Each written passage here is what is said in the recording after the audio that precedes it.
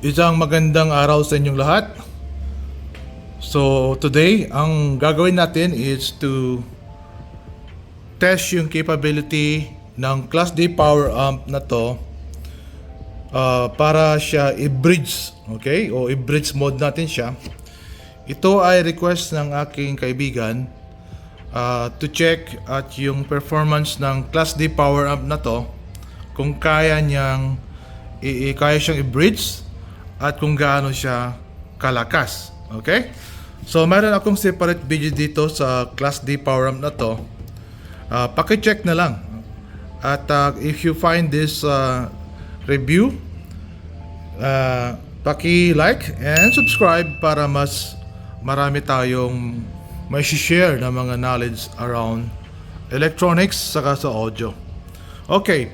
So, ang ating setup is yung ating Class D power amp, yung ating mixer, which is tinanggal ko na yung mga, or nag-attenuate ako ng frequencies from 400 Hz above, kasi gagamit lang tayo ng ating subwoofer. Ito yung aking DIY subwoofer din, so mayroon din akong separate na video dyan. And then gamit tayo ng additional na speaker wire, which we will configure yung kanyang connections. Okay? So sa likod ng power amp at sa kanyang manual, sabi niya dito is you have to configure yung kanyang wiring to have yung configuration na 1 plus saka 2 minus. Ayan. Okay? And then ilagay yung kanyang speaking out sa kanyang channel 1. Okay? So ito yung ating channel 1. At the same time, to ilagay yung kanyang switch, okay, to bridge mode. So yan, ilalagay natin siya, tataas lang natin siya. Yan, to bridge mode. And then we could test na yung kanyang bridge mode ng Class D power amp na to. Okay, so madali lang. I-configure yung ating wiring dito. Okay, ito yung ating speak-on wire. We have to configure this one. And then we have to i-set natin yung bridge mode ng Class D power amp. And then, lalagyan natin siya ng music source. Okay? So before that, mag-test muna tayo ng hindi naka-bridge mode para makuha natin yung kanyang sound pressure level, kung ano yung maximum or kanyang SPL, to see kung magbabago ba yung kanyang SPL pag naka-bridge mode na tayo. Okay? So ito yung testing natin ng hindi siya naka-bridge or naka-stereo lang siya. So isang channel lang yung ating lalagyan o papatakbuhin, kasi isang subwoofer lang ating papatakbuhin. So naka-full yung kanyang gain, yung ating amplifier. And then ilalagay natin siya sa unity gain, yung ating mixer. At lalagyan natin ng around 40 to 30. Tingnan natin muna kung gaano kalakas yung 40 saka 30. Okay? So, lagyan natin siya ng music.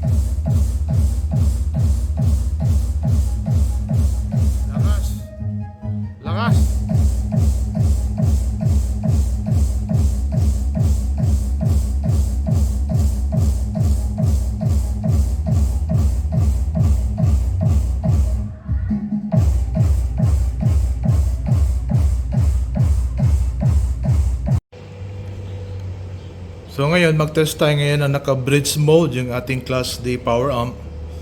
Binawasan ko siya ng kanyang gain sa before 3 o'clock. Kasi baka masobrahan yung ating subwoofer. So, mag-play tayo ng sound ngayon. Same sound. Play natin.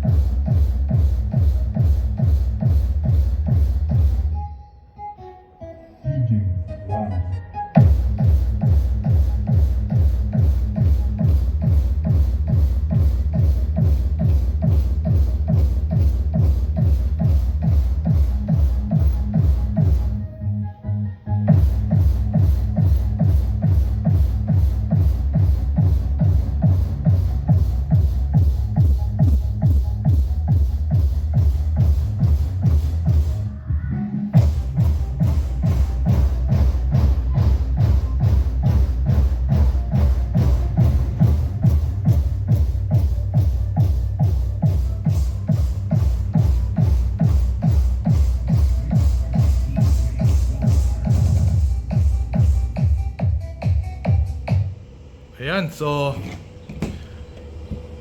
hininaan na natin kasi masyado siyang malakas. So ayan mga ka-soundsmate, na-test natin ang bridge capability ng Class D power amp na to, which is extremely powerful. Okay? So tama yung kanyang specs na at bridge mode 8 ohms is kaya niyang ma-reach yung 3,000 watts. So maganda yung yung performance ng Class D power amp na to. Basically if you look at it, hindi siya naka-full, before 3 o'clock lang siya kasi masyado nang malakas, baka mag-give up na yung ating subwoofer kasi hanggang 1,000 watts lang yon. Okay? Basically RMS ng ating subwoofer is naglalaro lang yan between 600 to 700 watts or less than that. So ngayon, very powerful to Class D amp na to. Hindi nga siya lagay sa between 40 to 30 dito. Kasi baka masunog na, okay? Hindi na niya kaya yung ating sub. Hindi natin siya pinilit.